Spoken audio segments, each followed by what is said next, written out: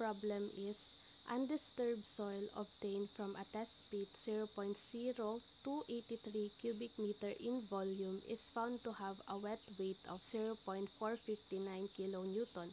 The dry weight of the sample is 0.376 kilonewton. If the specific gravity of the soil is determined to be 2.7, compute the void ratio and compute the volume of the voids. So first, we must take notes of the given. So meron tayong volume na 0.0283 cubic meter, meron tayong wet weight or moist weight na 0.459 kilonewton, nandyan din yung dry weight na 0.376 kilonewton and a 2.70 specific gravity. So first, we must find the void ratio. So yung gagamitin nating formula dito is the dry unit weight is equals to specific gravity over 1 plus E times the unit weight of water. So, di ba, given na yung specific gravity natin. And then, etong unit weight of water is 9.81 kilonewton per cubic meter. So, yung wala na lang dito is yung dry unit weight. But it is easy to find this kasi meron na tayong dry weight ng ating soil.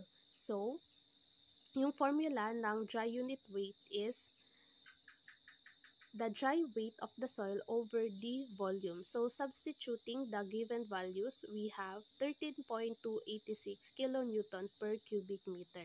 So, substitute na natin yung mga values dito mismo sa equation. So, eto na siya, 'di ba? Therefore, makakakuha tayo ng void ratio na 0.9936. The next one is computing the volume of void. So, remember everyone na yung total volume ng isang soil is composed siya ng volume of voids tapos volume of solids. Kaya naman yung volume of voids magiging equal na siya sa total volume ng soil minus the volume of solids. Diba meron na tayong total volume? Ito yung 0.0283 cubic meter. So, yung wala na lang sa atin is itong volume of solids. So, remember everyone na yung unit weight ng solids is equal sa weight of solids over the volume of solids. So, yung weight of solids na sinasabi dito is yung dry weight mismo. So, meron na tayong given. Yung wala na lang is itong unit weight of solids. So, diba, remember na yung specific gravity ng soil natin is equal siya sa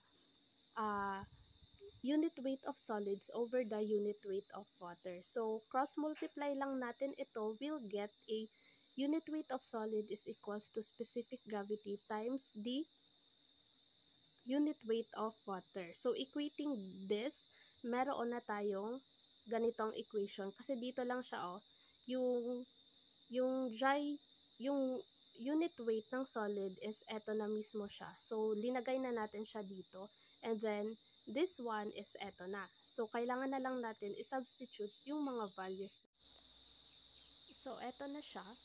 So, just input it in the calculator and then shift solve lang natin siya. Makakakuha tayo ng volume of solids na 0.014196 cubic meters. And then, balikan na natin tong equation natin kanina. So, eto na siya.